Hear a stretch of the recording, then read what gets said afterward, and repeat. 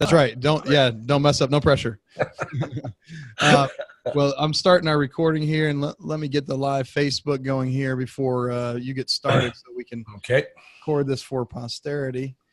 So that way any mistakes will be recorded and we can go back to them for review. No, I'm just kidding. You know what? Let's see. Exactly what I did not want to have happen. All right. And it's pulling that up. And while that's coming up, I'm going to introduce all our attendees to you and a little bit about your background. So Charles Dobens is from Multifamily Investing Academy. Charles is the principal at Dobens Law and is also the founder of Multifamily Investing Academy. His legal and consulting practice has one specialty: helping new investors overcome any lack of confidence and moving toward their financial objective of owning and operating apartments. His personal portfolio includes apartments valued at over $20 million. And on behalf of his clients, he has been involved in over $3 billion in multifamily transactions. So, Charles, thank you for being here again this morning. We look forward to what you have to share with our attendees from your academy and from your legal standpoint. So I will go ahead and let you share your screen and take it from here.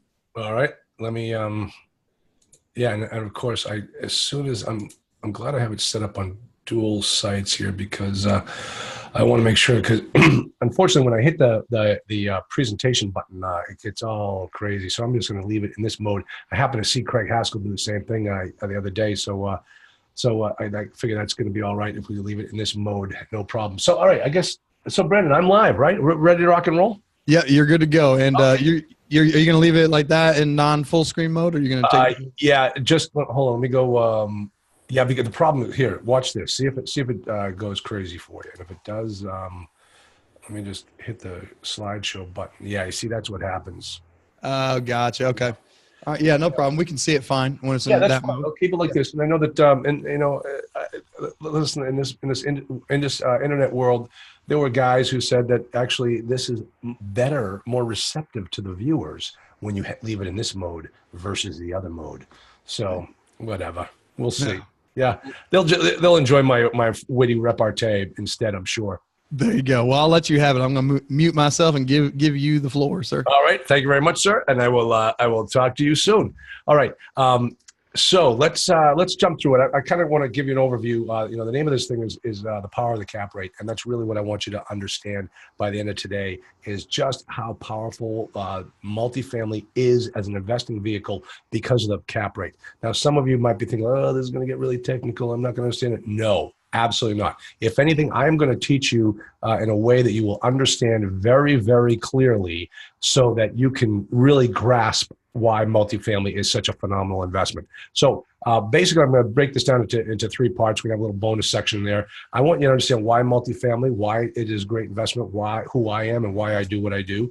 Then I'm going to talk about how to find your first deal. And this is something that every single investor, every time I get started, they all want to know, well, where do I find my first deal? Where do I go? And I'm going to show you some tricks that can get you started today in trying to find multifamily deals. Then we're going to wrap it up with an anatomy of a deal. But when I go through the anatomy, I'm going to take you through right from the very beginning how I train my students and teach them how to get into this business. Okay. So let me, first off, I like to lay down a couple of rules for today.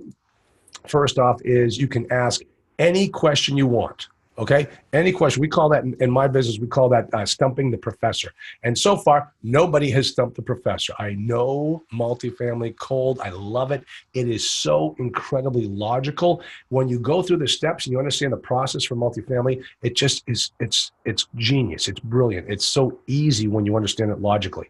The second thing we're going to deal with is, you know, when I speak all day, I only take a lunch break. I never take breaks. I just put this in here to say, listen, if you need to get a bathroom pass, Brandon will give you a hall pass to get out of the room. And then finally, we're gonna have some fun. That's the name of the game. It's Saturday morning. I'm so glad that we're doing this virtually because I am actually here in my office up in Nashua, New Hampshire. I just left my home down in Duxbury. And I have to take my son to the airport to take him back to college. And tomorrow is supposed to be a big snowstorm.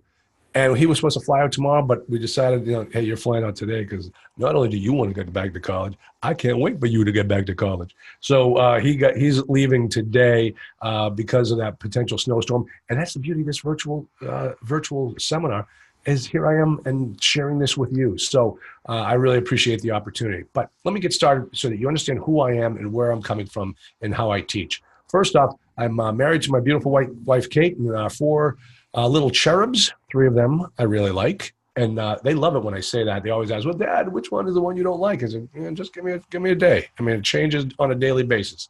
But they all think they know who the favorite is, who that will be. Here they are right here. This is actually the graduation, high school graduation for the big guy. He's now 6'5", and then he was on his way to NYU, the most expensive college in the world. So now you know why I do what I do. But as you can see here, take a look at this picture. 4 years later, the big guy is now out of college. He graduated, and now the little guy just graduated from, and he's the guy who's going to George Mason that's flying back tonight. So over the course of my investing career, I have purchased up to $20 million of multifamily property. Here are some pictures of what it's like. And so, I know what it's like to own and operate multifamily property. And it's just, you can't get a better business than this. But the other thing too, and this is one of the things that sets me apart from these other gurus out there that are out there training, teaching you to put it on remote control, put your feet up on the ottoman, no tenants, toilets, or trash, just travel to heating and tennis. That's baloney. Every large owner operator that I have ever dealt with owns their own property management company. Nobody loves your baby more than you do. The whole premise of property management, the business premise is a failure.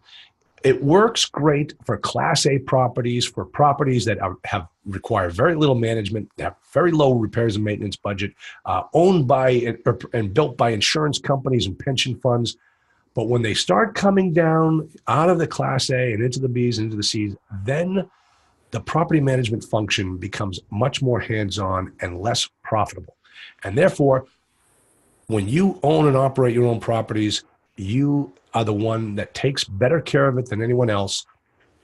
And you are the one that you pay yourself first when you run the property management company. Let me give you an example of what I'm talking about. I owned a property one time, and it generated probably about $100,000 of monthly gross rental income.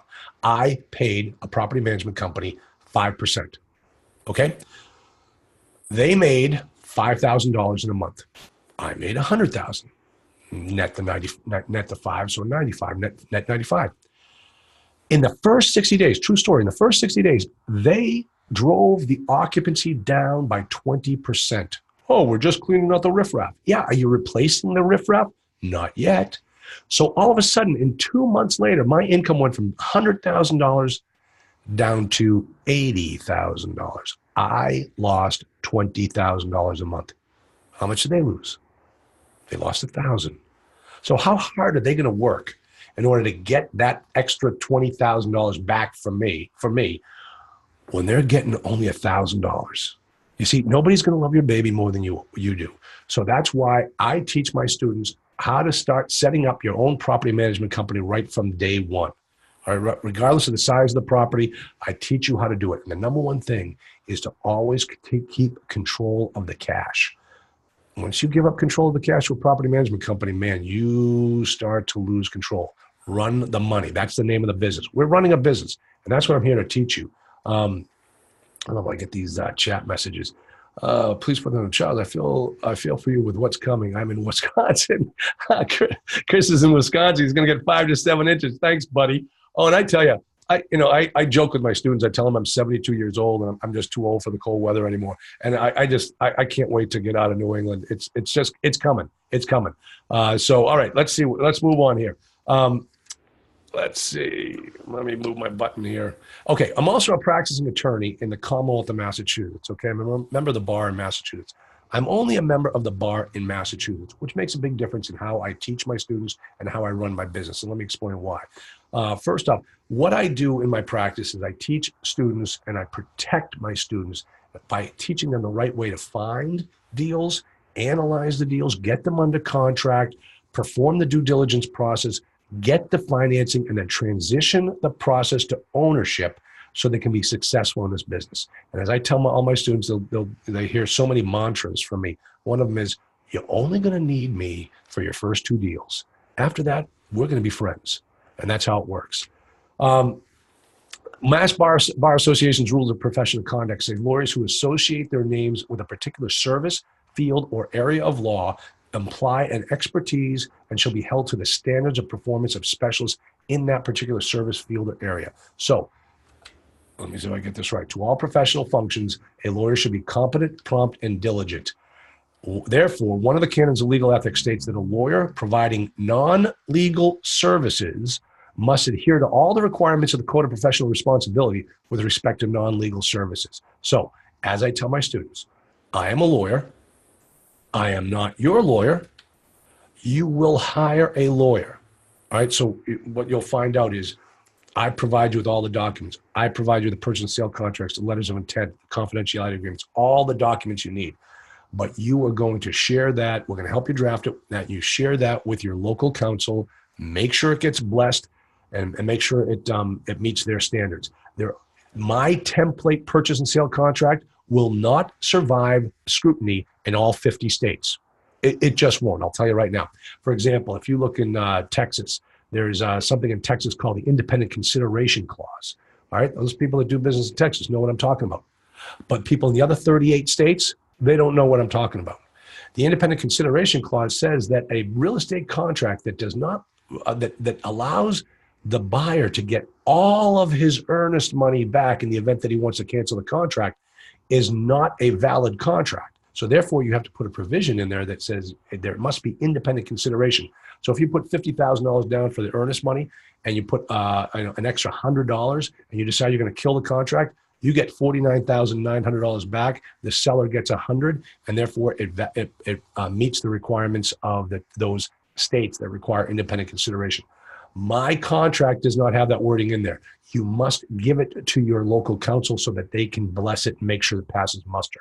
So, that's why if you don't do that, you have an invalid contract, and you could get to the day of closing and you think you're buying a sweetheart deal, and the seller comes along and says, hey, you know what? I changed my mind. I'm not going to sell you the property. You're like, well, wait a minute. No, we're closing tomorrow. No, it turns out the contract that we have in force is invalid. So we're not going to go ahead with a deal. You never want that to happen. That's why you always use local counsel, okay?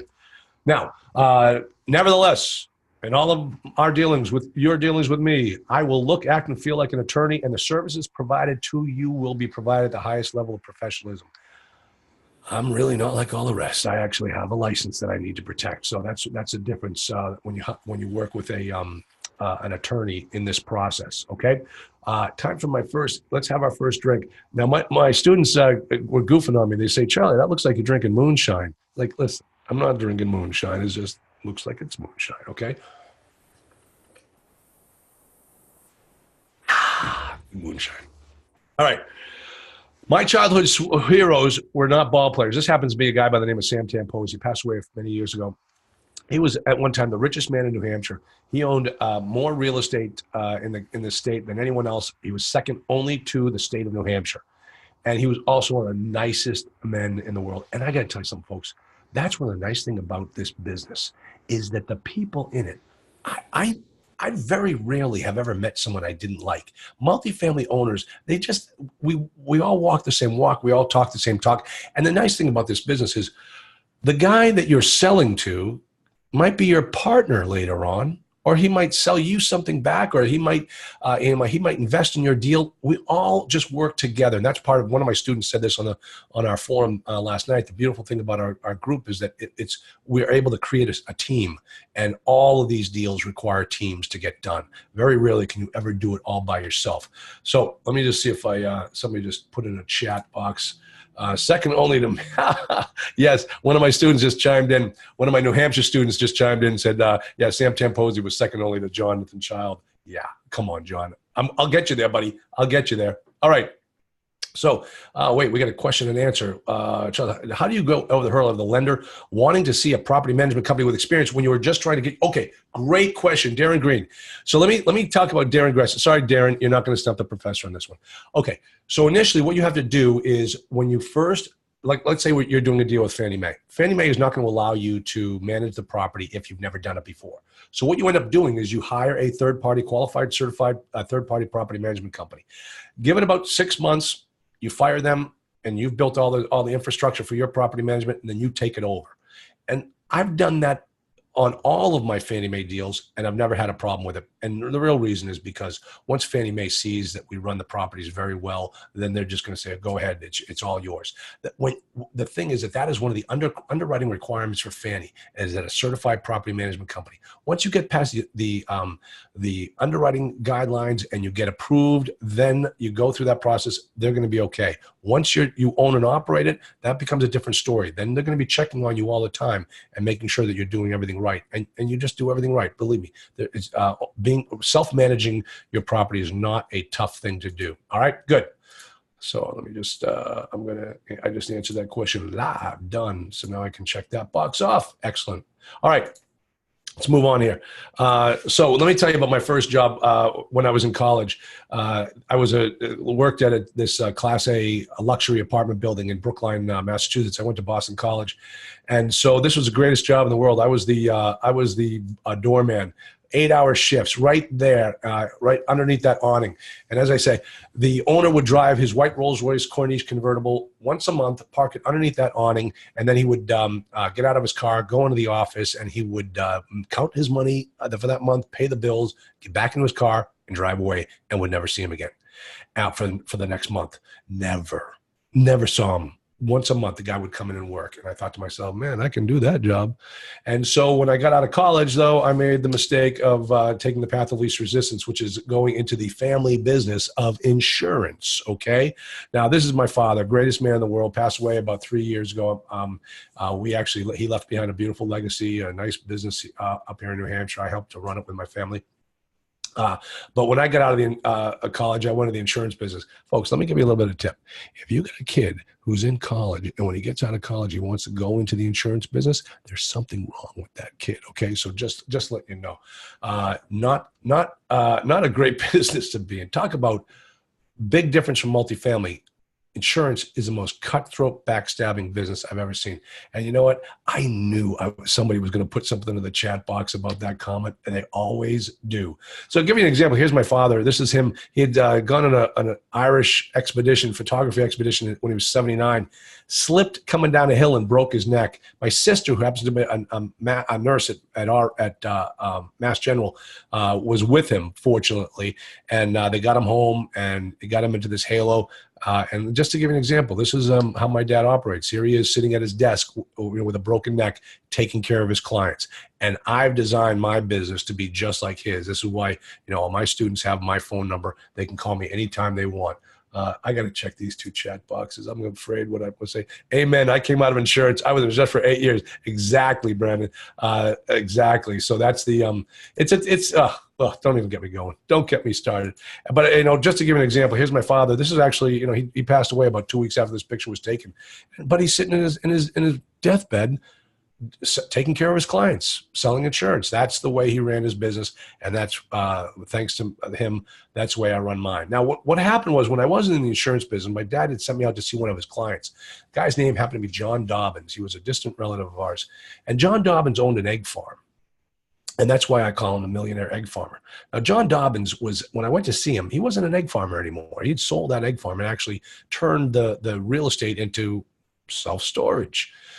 And so he went and he was sitting in his office with his wife, the property management office, and he was a multimillionaire real estate investor. And so I said, John, I want to do what you do. And I was a young man, but even then I knew I wanted to be in apartments. I want to do what you do. He says, well, why don't you? He says, and then of course, just like probably everybody on this call, I came up with every excuse in the book.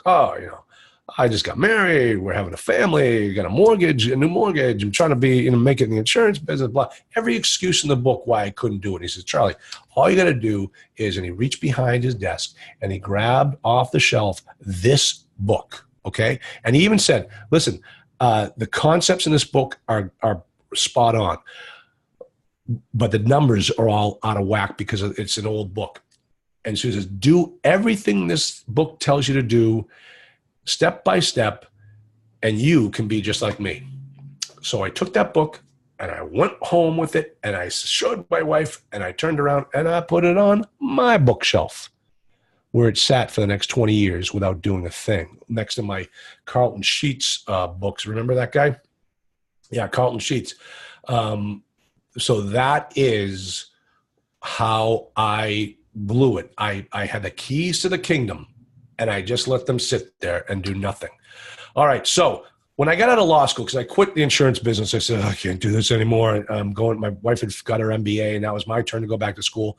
So I went and got my law degree. And the problem was I was going nights. So I was still working the insurance business. I was making a lot of good money. And when I got out of law school, I decided I'm going to make a competitive firm to the company I was working with. And I started my own benefits administration company. Worst business in the insurance business to be in. You can process 10,000 claims correctly and you make one mistake and you lose the business. It was tough. I hated it. Cutthroat, backstabbing. Couldn't wait to get out of it. I hated every single minute. This is what my office kind of felt like. It was 35 people. I had 35 employees working with me. I would come in the morning from one end of the office, walk all the way straight through all the people, all the cubicles, go to my office, sit down there and just think, oh, I don't want to be here. Now, let me ask you. Now, I thought this was a unique question when I first started asking this question, and then everyone in all of my seminars would just nod their heads. How many of you right now hate Sunday nights? Because Monday morning's coming next. That's the way I was. Sunday nights meant I was going in on Monday morning and I was going to get my head beat in, and that's how business was, and I absolutely hated it. And then finally, havoc struck. I turned 40. Now, there's some people on the call right now that haven't done it yet. There's some people that are well past 40. But when I hit 40, I was afraid I was going to end up looking like this guy. This was going to be my future, and it was not pretty. One of these times, somebody's going to come up to me at one of my seminars and say, "Hey, I know that guy. That guy's my father. Could you please not use that picture anymore?" But they haven't done it yet, so I'm still using this guy's picture. It's funny though. You talk about turning 40 and what happens. I did a webinar the other day, a podcast with somebody the other day who shall remain nameless. And he said, what's it like going to one of your seminars? I said, I'm like the Don Rickles of Multifamily. And he just stared at me and kind of looked at me. And he goes, I don't know who that is. Okay, go gaggle it and come back with your answer. We'll see. All right, let me check these chat boxes here. Let's see. Sunday Night Blues. Yeah, exactly, Margaret. Used to, not anymore, past 15 years. Good for you, Srinivas. Man, the rat killing race is hell. Sick and tired. Exactly. Not anymore, Donald. Yes, we got Monday Night Call with Charlie. That's right. Monday Night Live, we call it. Donald's a student of mine, and every Monday night we get a live call with Charles Dobens. Monday Night Live. Yep. So that's how it goes. Okay, so let's go back here. So what ended up happening was I sold my insurance business. Got out of there. I said to my wife, I can't do this anymore. She says, what do you want to do? I said, I've always wanted to own apartments. She says, let's sell the business and let's go start buying apartments. And that's what happened. And here are some examples of some of the properties that I've owned. But let me give you an overview here. Oh, I got to go back and click on this. All right, let me give you an overview.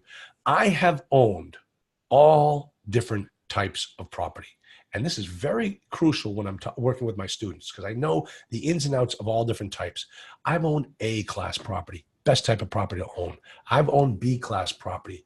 I've owned C-class property. And if you hit me on the wrong day, I'll admit that I own D-class property. But I've done no money down deals. Now, this is something that people hey, I want to buy property, no money down. Great. Listen, when we talk about no money down deals in this business, we're really talking about two types of deals. All right. Here, hold up.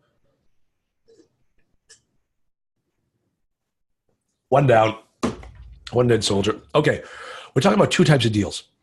The first one is where you really get 100% financing. Okay, whether you get it from the bank or you get it from the seller. I got it from the bank one time, but it was a very unique situation. Banks don't do that, and so don't think that they do. I had one guy call me up, said, I only want to do 100% finance deals to the bank. I said, well, you want somebody else. I got a 100% finance deal from a bank, all right? 100% mortgage, all debt on that property. That property was burdened, okay? The other type of no money down deals are the type where you syndicate the deal, where you raise private money to put money down, but you don't put a dime of it in yourself. That's a no money down deal too. Those are better. All right. I had two properties, 40 unit, 88 unit, right across the street from each other. The 40 unit, beautiful Class A property. I put 30% down on that property, purchased it the right way, did not burden the property, did not over leverage the property. That property cash flowed beautifully every single month. I bought the 88 units across the street, no money down. Bank wanted me to buy it. I said, I'll buy it. They gave me 100% financing. Which property did I make more money on every single month? The 40 unit or the 88 unit, right across the street from each other? Well, if you don't even have to hit the chat box, I'll give you the right answer. I barely broke even on the 88 unit every single month. It was a burden. And not only was it burdened with debt, it burdened me. Think about it, folks. We're running a business. All businesses require cash. When you are short on cash, when you run out of cash, you run out of business. So make sure that you understand when we talk about no money down deals, whether we're talking about leverage or no leverage. And I have a question. Somebody wants to play something professional. Wait, I'm just trying to get my cursor over there. All right, how do you deem a property as over leveraged? Usually, I guess the easiest way, if you're looking for a how do you deem a property as being over leveraged? Well, we're going to get into the discussion of the debt coverage ratio. And, banks like to have a property at a 1.2. I say that's hogwash. The bank is not your friend when it comes to calculating the debt coverage ratio. The debt coverage ratio is your sleep number. The higher the number, the better off you're going to be sleeping at night. If you burden the property, I think 1.2 debt coverage ratio is burdening the property. That's good for the bank. It's not good for you, your investors, or the property, because you're going to run out of money that for like things like capital expenditures. So I think when you start looking at about a 1.2 debt coverage ratio, you are overburdening the property. I tell my students, 1.2 is too low. That's what the banks want. You don't want 1.2. And the real correct answer is, we'll get to this later,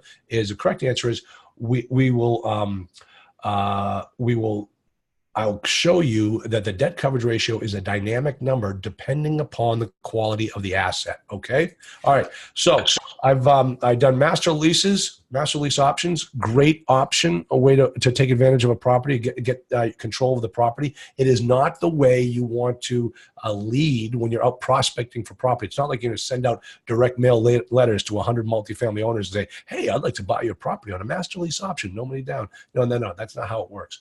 The master lease option is a tool in your toolbox.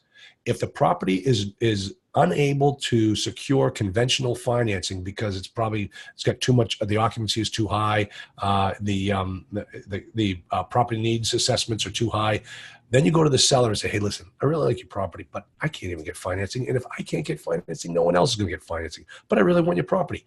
Let's talk about me taking it over and turning it around, and then I'll buy it from you. I'll exercise the option. That's what a master lease option is. It's a great tool for your toolbox. I bought property that way myself. I've assumed existing mortgages. Folks, there are some gurus out there that tell you that assuming an existing mortgage is one of the ways that you can get into multifamily with no money down. That is absolute hogwash. Don't believe a word of it. If you don't know how an assumption works, don't do it. With my students, and I see them come over with an assumption deal, I said, okay, this is what we're going to do. We're going to use my letter of intent for an assumption. There are 4 additional provisions in a letter of intent if it's an assumption deal. Remember, you're doing the seller a huge favor by assuming his mortgage. You're getting him out of a prepayment penalty, a huge defeasance penalty, huge number. Well, you shouldn't be treated like a second-class citizen because of that. There are things in that assumption transaction that if you don't know about, you're going to get screwed, and you're not going to find out about it until the closing table. All right? Be very careful with assumption. My students know how I feel about that. Who's chatting up? 144 A bond, supposed to be a no money out of your pocket. What do you think about that? Raymond, we'll talk about that later. Don't get too technical on me, Raymond. You didn't stump the professor. I know the answer, and you and I talked about this already. But yeah, I don't want to get that. How do you feel about buying smaller complexes, less than 50 units, less than 100 units? Many investors I talk to won't look at anything under 100 because they don't think they can get the economies of scale like you do with larger ones. Hey, listen, everyone that I've spoken to, everyone that I've known who's done very well in this business has started out small. These guys, and so don't be afraid to start out small. These guys who talk about no money, they talk about go big or go home, let them go home, all right? You got to get in this business. And if you think, oh, I have to buy a 150 unit property because that's what, some of these gurus tell me. All right, fine. You know what? Good luck to you. Good try. But I'll tell you, the guy who starts out small is the tortoise and the hare. He's going to come screaming past you in 3 years. Watch this here. When I teach my students, the name of my Saturday program is How to Own 1,000 Apartments in 5 Years. And you're going to see my formula for how you own 1,000 apartments in 5 years in just a moment, okay? So stay tuned on that one. I have owned property that I forgot to even own. Best kind to have, because you know what? They're so easy. They're so easy to manage. I mean, you just have to look at that. Like it's like that Mr. Rand who drove the white Rolls-Royce Corniche convertible. He showed up once a month. He forgot to even own the property. It was so nice. And then I've owned property that I wished I had never laid my eyes on. I bet you there are a lot of people on the call who know exactly what I'm talking about. They've owned the same type of properties. All right. So regardless, so multifamily is the best business I've ever had the pleasure of being in. And let me show you exactly why. All right. Because here are the benefits to, I'm going to have to move my screen over here just so I can see where I am. Here, let me talk to you why you should get into multifamily. Because, the thing is, when I go out around the country with people that I meet, a lot of them are just like me. They are about my age, maybe a little younger, maybe a little older, but they're all getting ready for that next step in their life, and they're trying to prepare for it. See, we have a huge problem in this country. According to one recent survey, 36% of Americans say they don't contribute anything at all to a retirement savings account. All right. But that's okay, right? Because we have Social Security, right? So we're set. Exactly. You all agree? Right. Let me tell you something. 35% of Americans already over the age of 65 rely almost entirely on Social Security. Now, let me tell you something, folks. I told you my father left us a nice legacy. He left us a nice little insurance agency up here in New Hampshire. He was one of the top producers for Medicare supplement sales. All of his clients were 65 and over. We've inherited that business. It's a cash cow. People that come in to purchase Medicare supplements are 65. And this statistic here, about 35% of them being over the age of 65 that rely entirely on Social Security, is true. I see it all the time. And it's really kind of sad. It really is. But you see, what happened is 1950, each retiree's Social Security benefit was supported by 16 U.S. workers. But in 2010, it was down to 3.3 workers. Actuarial tables don't work well then. By 2025, they're expecting it to be down to 2 U.S. workers for every 1 retiree, okay? You want to know what that looks like? Meet your future. These guys are going to be taking care of you in your older days. Do you feel confident? I don't. All right, so according to a recent government survey, let me get out of here. Soaring interest costs on the U.S. national debt plus rapidly escalating spending on entitlement programs such as Social Security and Medicare will absorb 92 cents of every single federal dollar. And that's before they spend anything on defense, on security, anything. All right.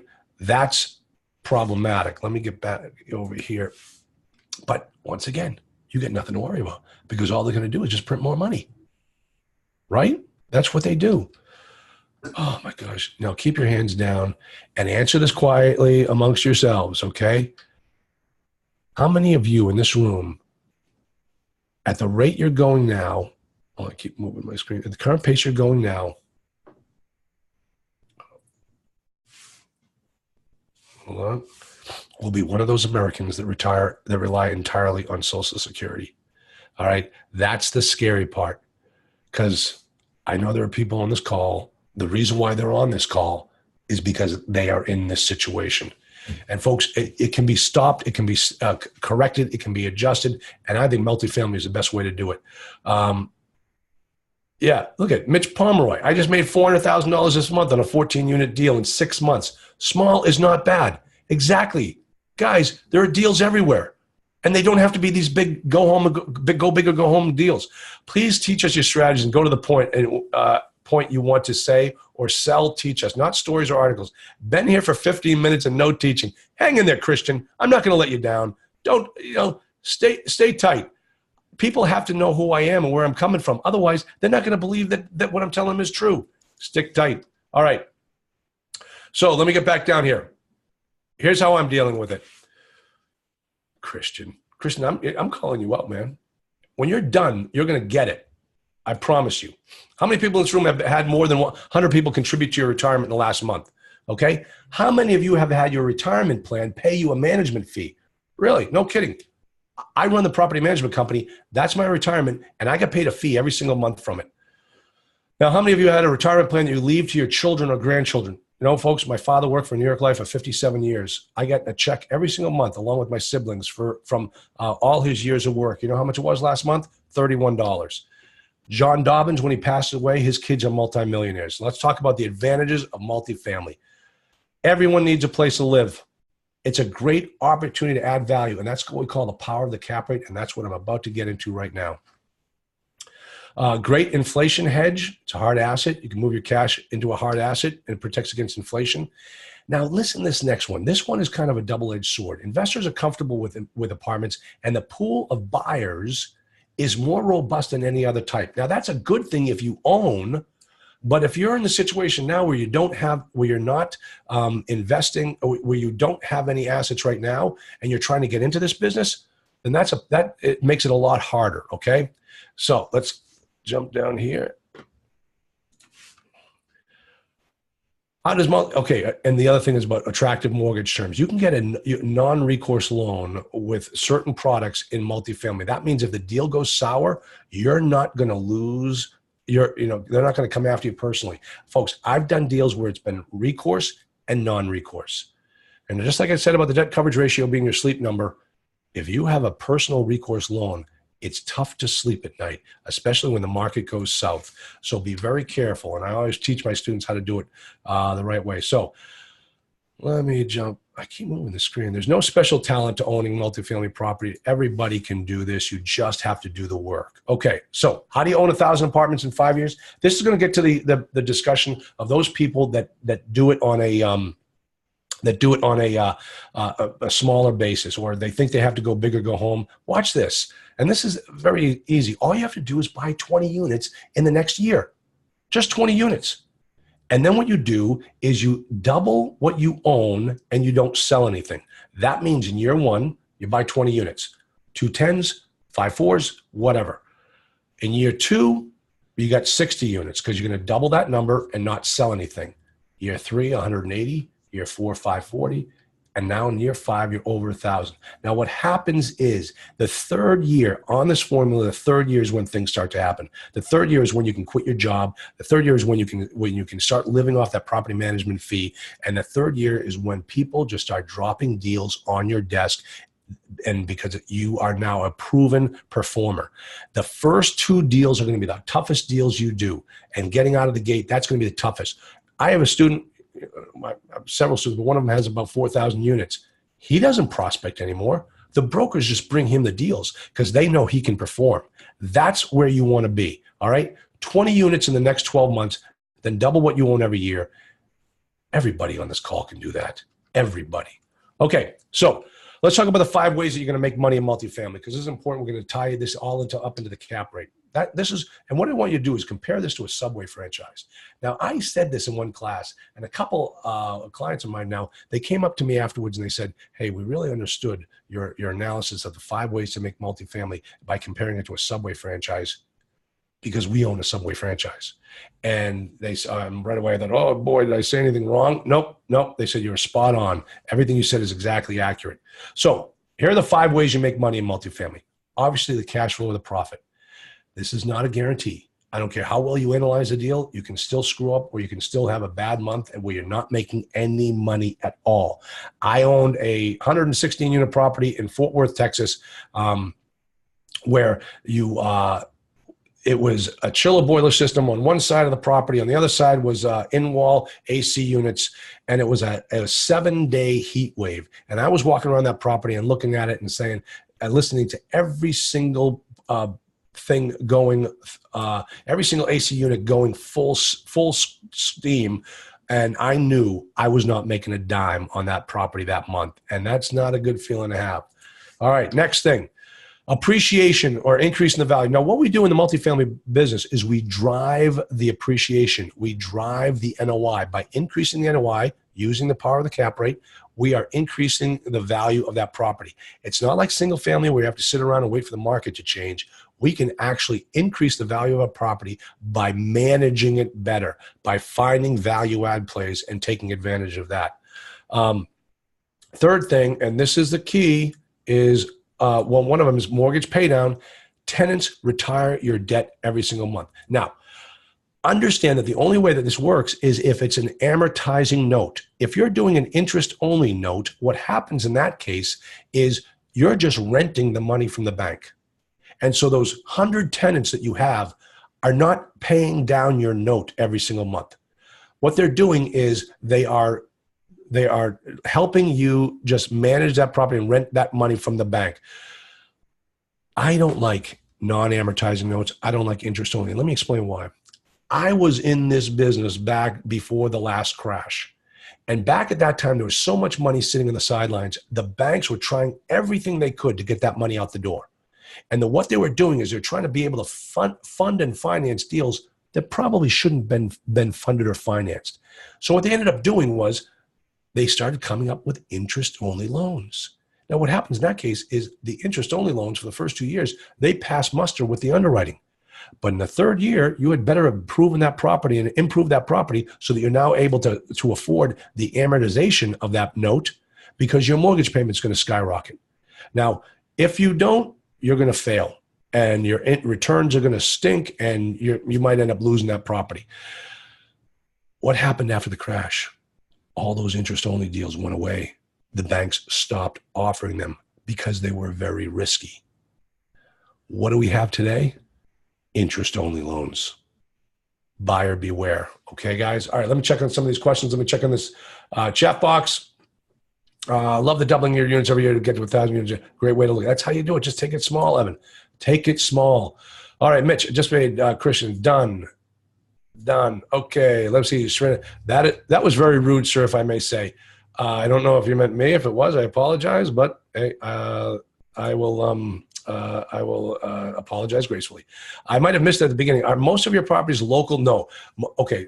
Marina, we haven't talked about that. We will talk about that in a moment. How do you get the seller to reinvest in the deal? Oh, Mitch says, okay. Mitch has just asked the question. How do you get the seller to reinvest in the deal? Okay. So what he's actually saying is, how do you get seller financing? All right. Watch how I do this. What you do is you say to the broker or whoever it is the seller willing to get creative, period. And then you just sit back and you listen. All right. When you use it that way, that's code for will the seller allow some type of seller financing? And let's say the guy says, yes, he will. Okay. You guys agree the guy's going to come back into the deal for 5% or 10. He's going to take paper back for 5 or 10%. Here's how you have to structure that wording in the letter of intent. What you have to say is, the seller is taking back 5% of the purchase price in a form satisfactory to the lender, period. Do not say second mortgage, especially at the LOI stage. The number one rule I have for my students is always remain in control of the deal. If in the first foray, in that first LOI, you get the seller to agree to a second mortgage, and then you go all the way through the whole entire process, and 5 days before closing, and believe me, this has happened, 5 days before closing, the bank comes back and says, hey, congratulations, we're going to close in 5 days. You have a second mortgage here in the purchase and sale agreement. And you're thinking, yep, I do. Everything's going great. Well, guess what? We don't allow second mortgages on our property. So you're going to have to go back and change that. And you think, well, I'm closing in 5 days. My earnest money is hard. You're asking me to go back to the seller and say, hey, we can't do a second mortgage. Let's do something else. Yeah, that's exactly what I'm saying. And the real reason, as an aside here, the real reason is the bank does not like or want anyone with foreclosure rights behind them. They've approved you. They haven't approved those other people. So they're going to tell you to get rid of that second mortgage.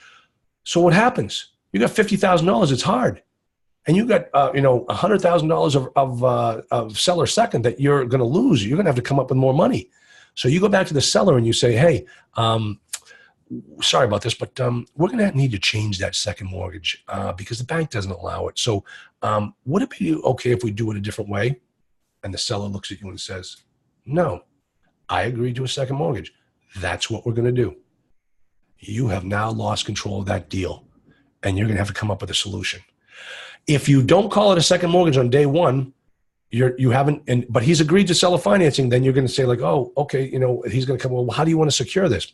I don't know, but we'll work with my lender. In any way that my lender allows us to do this, we will do it. So what we end up doing, and this goes back to Marina's question. Marina, that was a big lead up to this question. The answer, we structure the debt as in a membership interest format within the LLC. So it looks, acts, and feels like a second mortgage. In other words, this guy owns a class of membership within the LLC that gets the first distributions before anybody else. Nobody else can get a distribution until he does. And then, at the end of 10 years, that interest goes away and he gets bought out at a certain percentage amount or face amount. So we make that membership interest in the LLC look, act, and feel. That way we're not burdening the property, we're burdening the LLC, and the banks are okay with that. Okay? All right, I'm going to keep moving. Lots of questions. Okay, so let's go down here. Number 4, property management. Pay yourself first. Key. 5 ways to make money in multifamily. Pay yourself first. When I was walking around that property, that 116 unit in Fort Worth, Texas, and I knew I wasn't going to make a profit that month, was I still going to get paid? Absolutely, because I was taking my money off the top before everybody else. Guys, it's just like what that Dave Ramsey teaches you. If you're in the Financial Peace University, pay yourself first. I do it every single month. I pay myself first. And so that's what you do when you own the property management company. And then finally, something that we all understand is acquisition fee, disposition fee, and sometimes we build in an asset management fee. All right.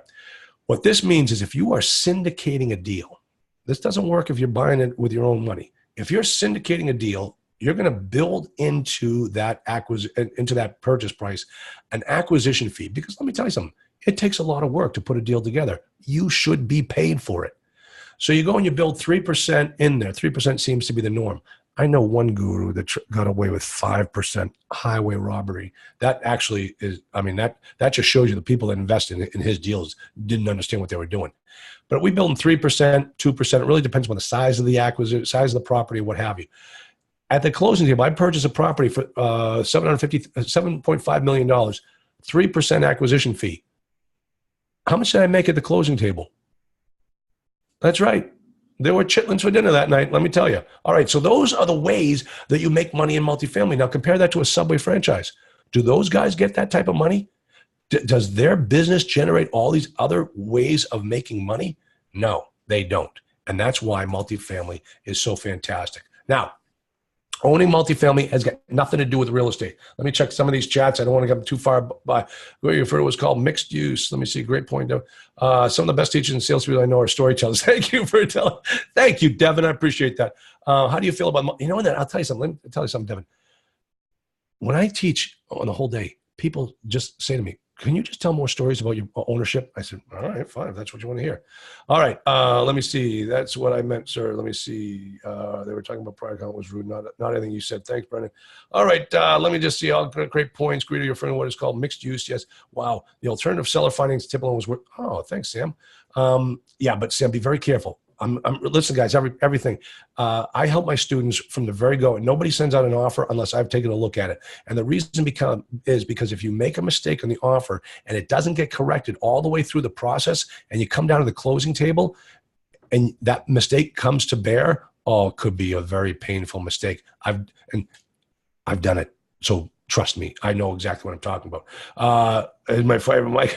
Thank you for everything. Okay, thanks, guys. I appreciate that. Let me check some of these questions and answers because these are good. That was okay. Done.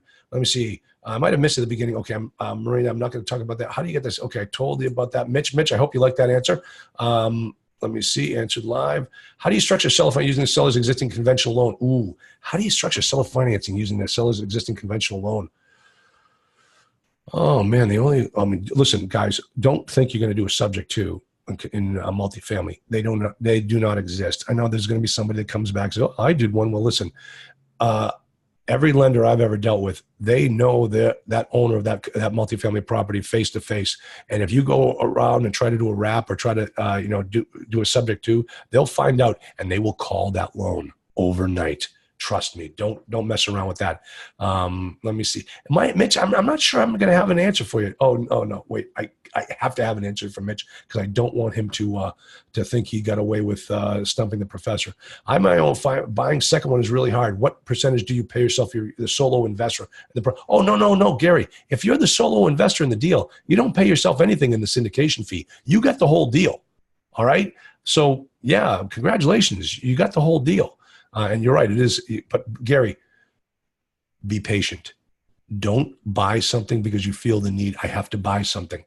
Find the right deal and be patient. If you do a deal wrong, as I would tell my students, if you do your first deal wrong, you'll never do another one. And that's not how you get to 1,000 units. Okay. Answered live. Done. Okay, Darren. Oh my gosh. Any tips on poaching employees from other property management companies? Oh my gosh, Darren, I don't like your word. I don't like your use of the word poaching, okay? Because that makes it sound like you're doing something bad. That's exactly where I got my best employees from. The best place to go is I hired 2 great property managers, and my wife did the hiring. She is slow to hire, quick to fire, okay? She does a great job with that. She got them from the apartment association for that local community. She talked to the president and spoke, and the president always gave great recommendations. So try using that, okay? Marina, Darren, let me see, done. And knowing how you manage that are not local. Well, Marina, I own the property management company, so I always purchased property that I could put my own staff on. So I just managed that staff, and we handled all the financing back here in Massachusetts. We did the payroll out here, but those employees on the property management people on the property were my employees. They worked for me, and believe me, it wasn't that hard. I know how you manage. Okay, take care of that one. Devin Martin, you keep talking about the different types of LOIs used. Do you happen to have examples of these? I do, but they're in my program. But I can, you'll see the offer at the end, and Devin, you can swipe them if you want. Let me see. I answered that one live. We're done. Wow, you guys have got great questions. I have 60. All leverage with hard money. Oh, would you focus on refinancing those or continue to invest in multifamily sign? Hey, listen, James, you better get those things refinanced as soon as you can. Build up that NOI as fast as you can. Get conventional financing. That you're paying a lot of money for that money, a lot of money, and it's hurting the business. Get those things leveraged correctly. Get your business running properly. Hard money is a temporary fix.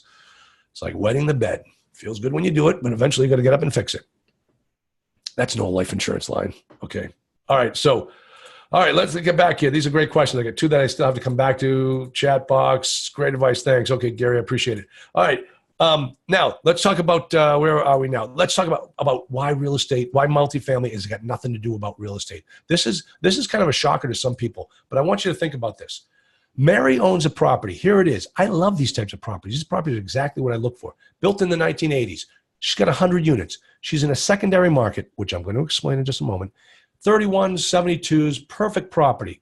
You like it? We all want to own this property, don't we? Well, before we move on and talk and tell you about Bob's property, I want to talk about one thing.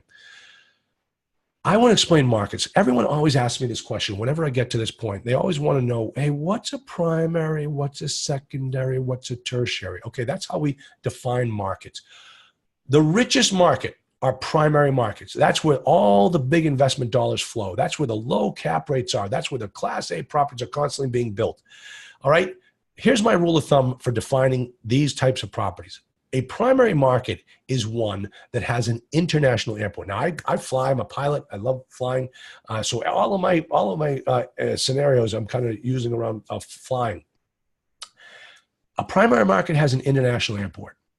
A secondary market has a regional airport. And a tertiary market has a non-towered field.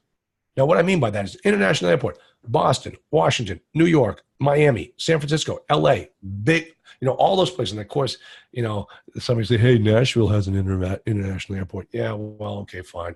Exception to every rule except for one. Only thing I learned in law school. Regional airports, Lexington, Kentucky, Columbus, Ohio, Dayton, Manchester Airport in New Hampshire, Providence, Rhode Island Airport. Those are great regional airports. That's a secondary market. But Plymouth, Mass, where I learned how to fly, it doesn't have a tower. The airfield, there's just a bunch of guys flying around talking to each other. That's a tertiary market. Now, the reason why this is important is because it talks the best about, first off, it's going to impact the cap rates, but more importantly, it impacts investment dollars flowing in and investment dollars flowing out. It's harder to get people to invest in your deal in a tertiary market than it is in a primary market. But nevertheless, I've seen guys out there starting investment funds for tertiary market properties because that's where the deals are now trickling down to. Those primary markets are so white hot that you just don't even want to touch them right now, okay?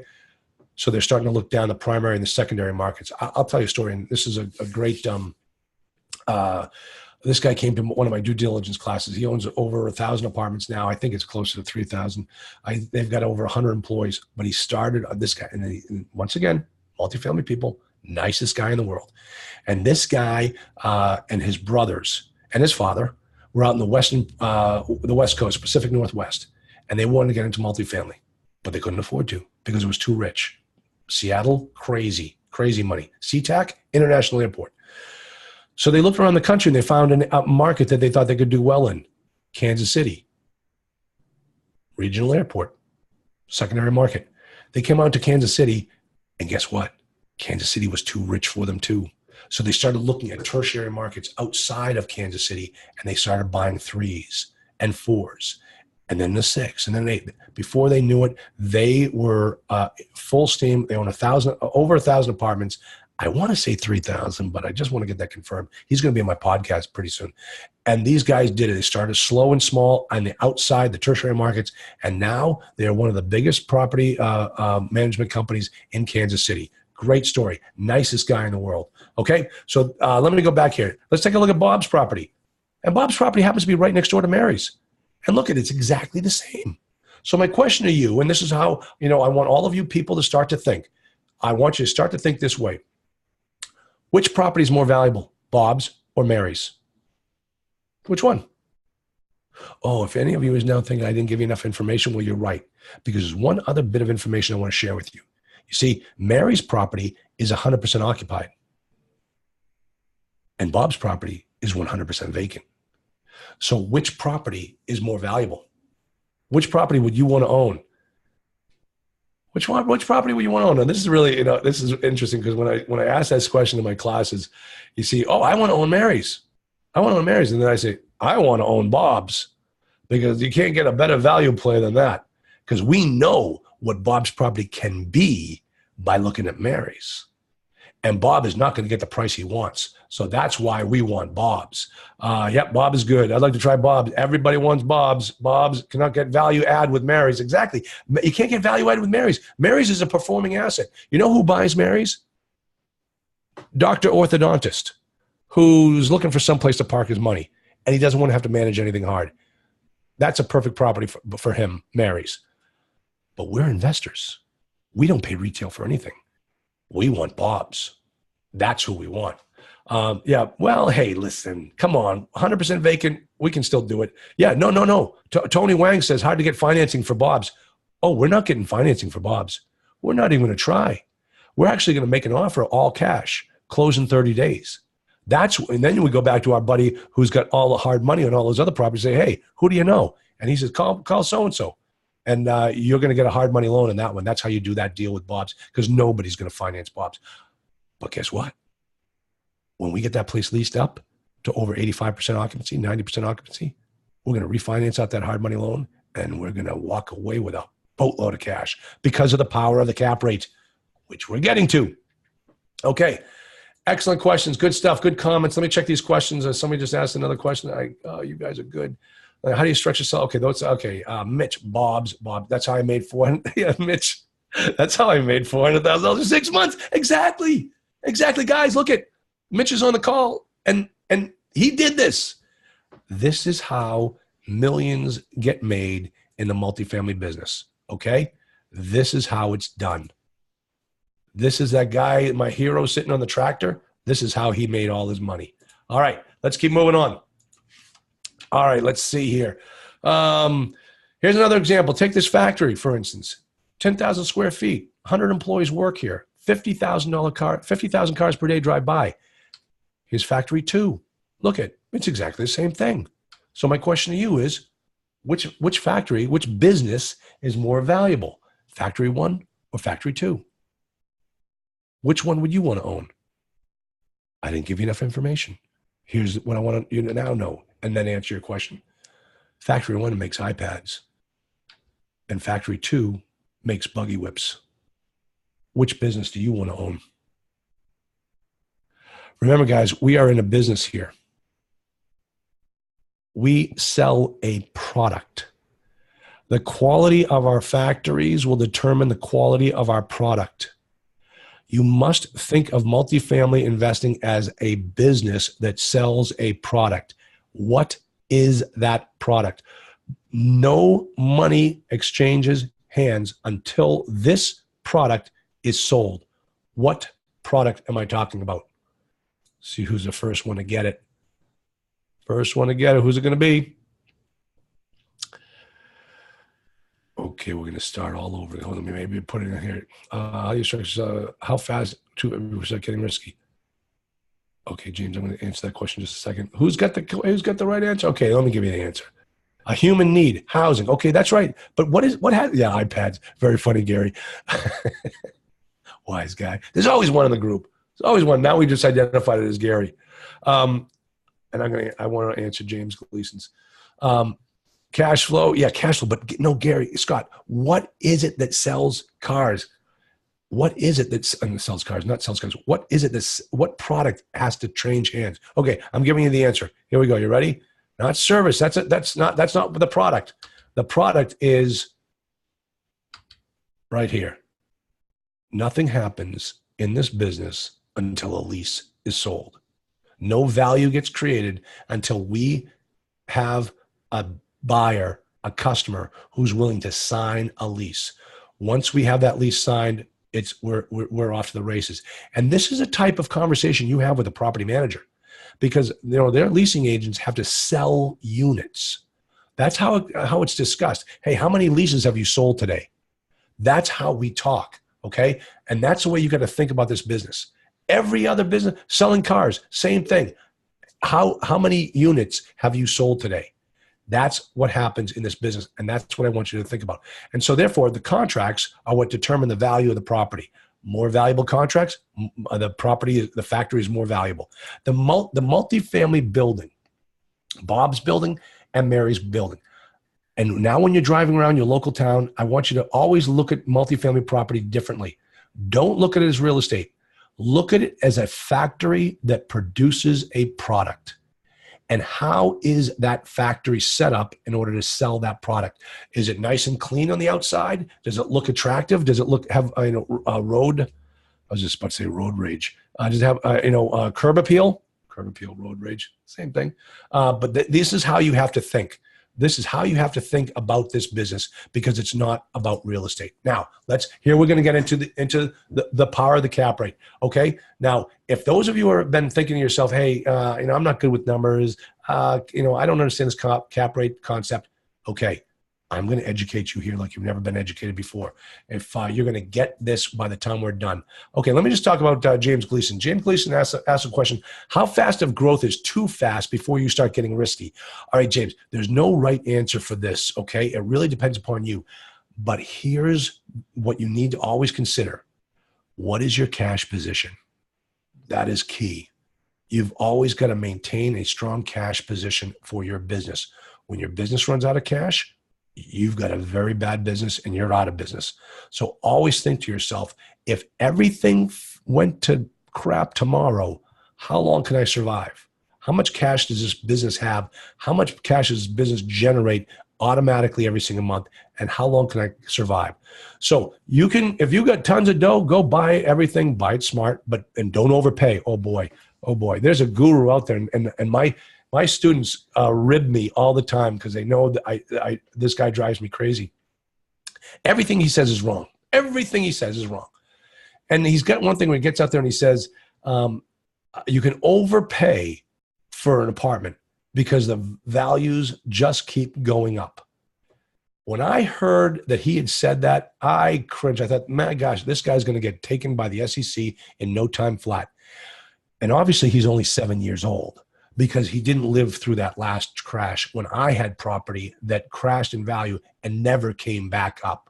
Okay. So my one of my rules I teach students: never, you can fix anything on a multifamily property. You can fix the roof, the paving, you can fix the plumbing, you can fix anything, but you can never fix overpaying for the property. Just don't do it. All right. All right. Let me see what do we have? I got another chat box coming. Protect us. Name the guru. No, Devin, come on, don't do that to me. Listen, you got a chat box going here. I refuse to be the one to name the person, but I will tell you if you're right or wrong. And so let me see if anybody put it in the Q&A. How fast grow? Okay, I just answered that one for you, James. Let me see. James, you little. All right. Talk to James. Yes. Okay. Let me get back to here to my on my slides. I got to find where I am. Okay. Let's get into the cap rate. Everybody, sit back and enjoy the ride, and it's not going to be hard. I'll make it easy for you. All right. So here's the deal. Let me just get my cursor out of the way. There are 3 variables. When we value multifamily, it's a formula. It's such a simple formula. It takes 3 variables, all right? Your job as the investor is to understand this formula and how they interchange.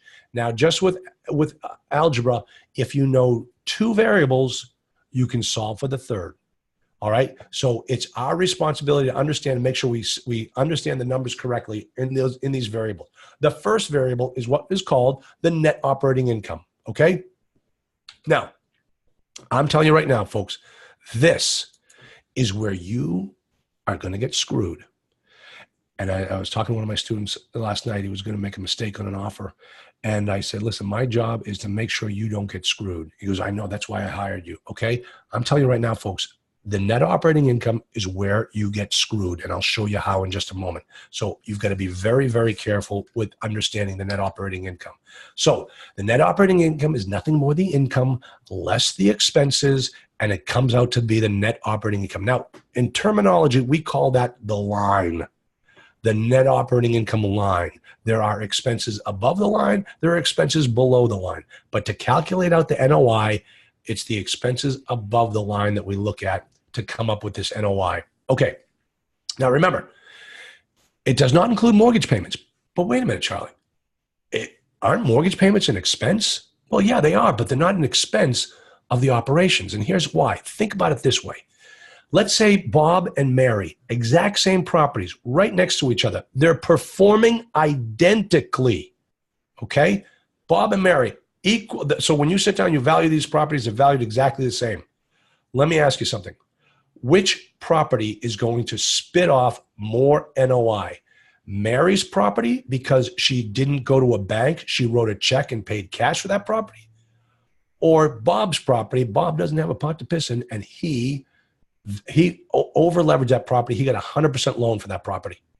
Which property is operating better as a property? Well, the answer is neither. I mean, they're both the same. It doesn't matter how the property is financed regarding the operations. Because think about it this way. That little old lady who's been living in that unit 2B, for the last 20 years, is going to pay her rent on time every single month, regardless of whether the property has been over leveraged or has 0 debt on it whatsoever.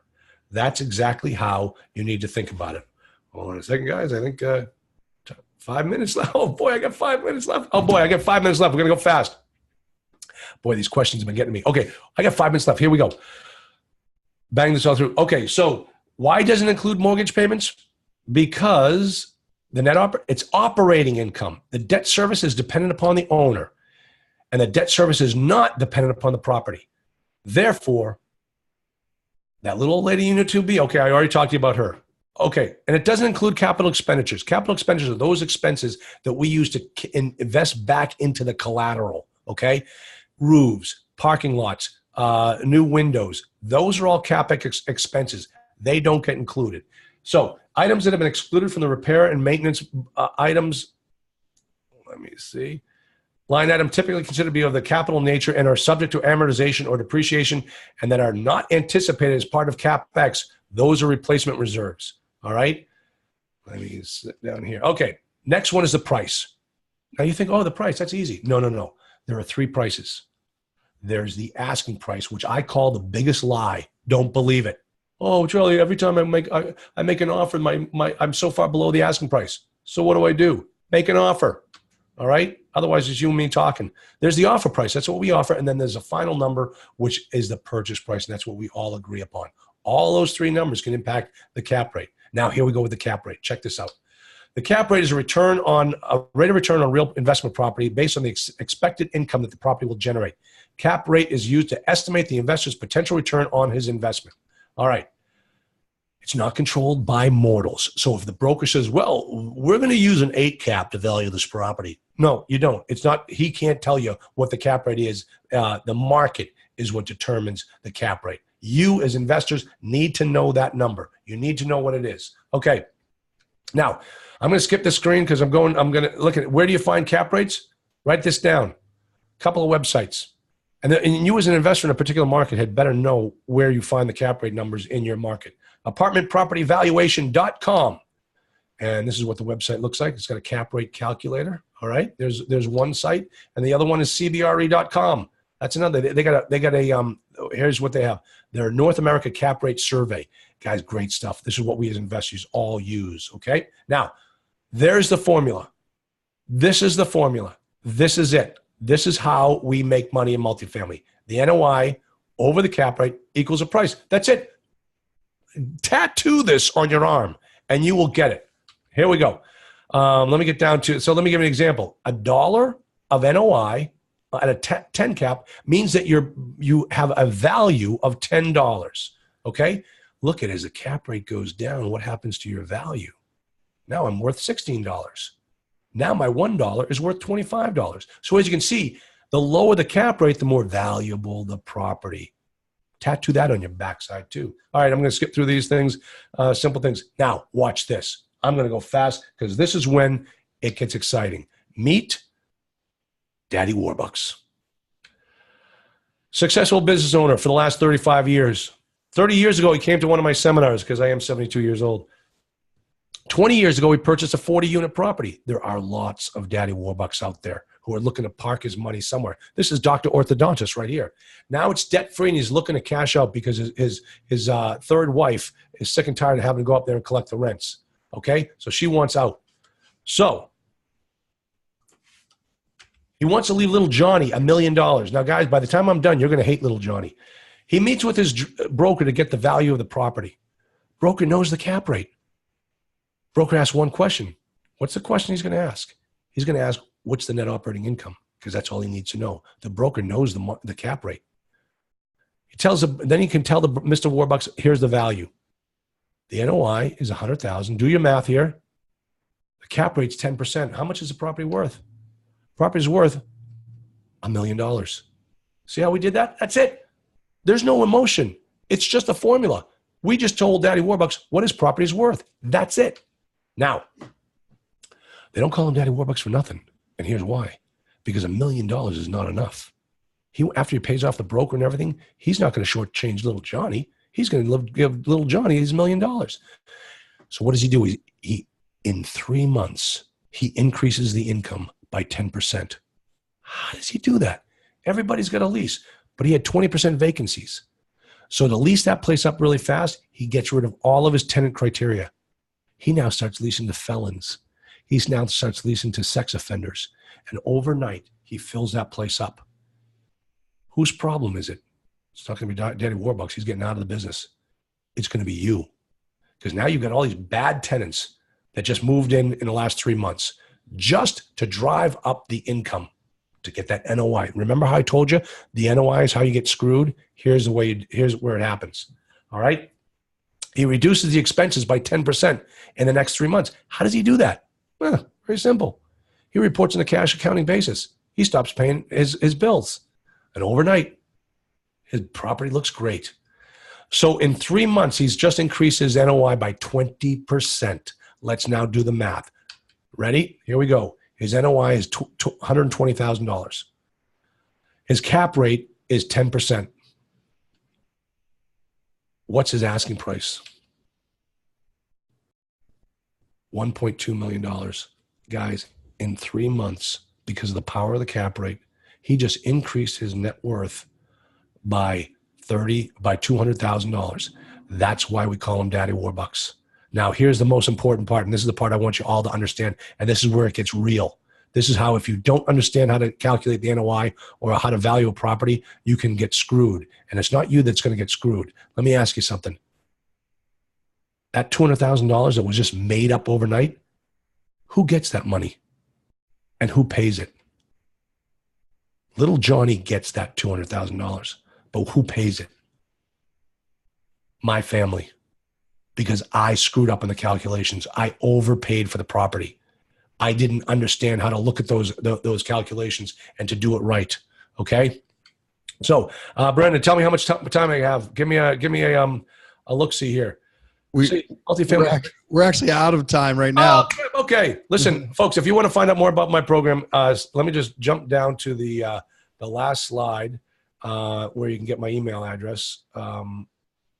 And post it in the, make sure you post it in the comment box too, a link to your site. Oh, okay, great. Yeah, because I got a special deal for anybody that wants to try out my program.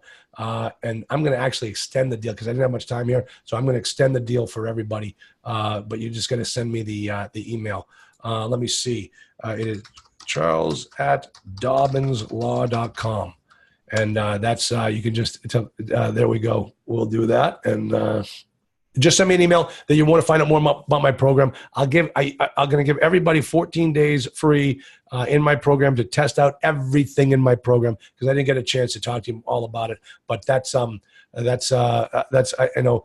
Listen, there are some great questions going on here, Brandon. You got some good people in this group, and I didn't even get to all the questions and answer. I got 9 more to go, but man, I don't know if I can do that offline, or you want me to send it to you? Well, everybody, jump into the forum, mfimforum.com. And that way we can get into the groups and ask questions and keep it going. But it's been great content. And I know you were just getting into the meat of it there with the cap rate. So I know everybody's kind of waiting. So make sure you jump in the forum and have Charles answer any questions that you have. Yep, that'll be great. Isn't there 15 minutes till next person? Maybe let them go a few. I've got to, this is when we get our water breaks and everything else. So I know. And I got to switch out speakers and everything else. So hey, Devin, hit me up. I'll be more than happy to talk to you. There you go. All right, guys. I thanks really again, Charles. Brandon, this is a blast. I really had a lot of fun. A good way to spend Saturday morning. Now, because I'm 72, it's nap time. There you go. Well, after the moonshine, definitely. Exactly. Yeah, I got 2 more bottles to go. Here we go.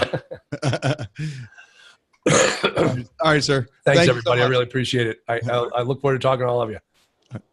Take care. Bye.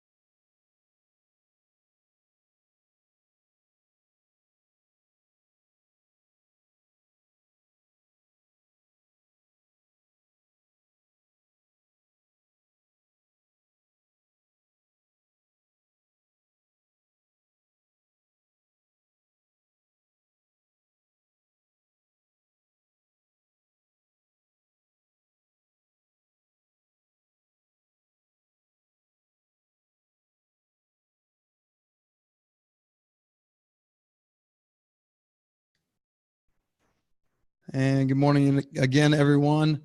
Welcome back to our next session in room 2. If everybody can hear me. All right. Damien, how you doing this morning? How are you? Doing great. Good to have you. I know everybody's got a busy Saturday morning. If you're in the real estate space, you work all the time. There's no Monday through Friday. This is a full-time gig. So I know I've been working on stuff this morning as well. I actually had a big breakfast I had to cook at my church that I do once a month on Saturday. So I got up at 4, cooked for about 50 people, and then came over here and started the conference. So getting going again this morning, I want to introduce everybody to you and then let you start with your presentation. And Damien is going to be dealing with the secret self-directed IRA, or he's the secret self-directed IRA real estate tax and how to avoid it, and 25 trillion other bonuses is the name of your topic. Damien is the president of Total Control Financial and the lead architect of the EQRP, the Ferrari of 401ks. The QRP is a unique and powerful system to put individuals in command of their own investments, tapping into the 25 trillion locked away in Wall Street controlled retirement programs. He is the best-selling author of 9 books on personal finance, investment, and retirement planning, and the host of the Transformation Nation podcast. So again, Damien, thanks for joining us this morning. I'm going to go ahead and let you get started as I start our recording so people can access this later. Okay, sounds